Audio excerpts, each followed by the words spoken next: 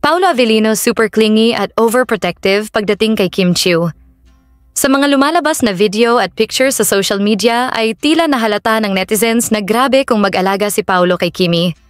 Sa nakaraang ABS-CBN Ball, nga ay kapansin-pansin ang titig ni Paolo sa gown ni Kim Chiu.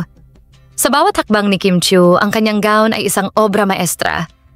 Pero may isang tao na hindi mapigilang magbigay ng pansin sa bawat detalye ay si Paolo Avellino.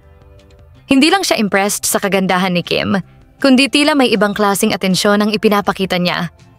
Makikita si Paolo na panay ang sulyap kay Kim, tinitingnan ang bawat detalye ng kanyang gown, at paminsan-minsan inaayos ang mga ayos ng damit ni Kim.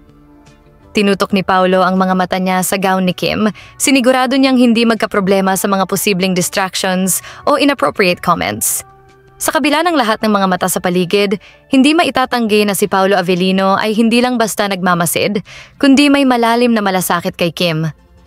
Ang mga galak na ipinapakita niya sa bawat sulyap ay hindi lang tungkol sa ganda ng gown, kundi sa pagmamalasakit na hindi siya pababayaan o mabastos ng iba.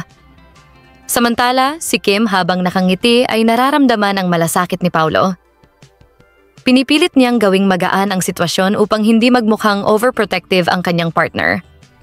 Ang pagiging protective at clingy ni Paolo Avellino ay hindi simpleng pagiging possessive.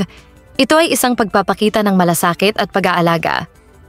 Sa isang glamorous na gabi tulad ng ABS-CBN Ball, sa kabila ng kislap ng mga kamera at ng pagiging daring ng gown, ang tunay na halaga ng kanilang relasyon ay ang respeto at pagmamahal.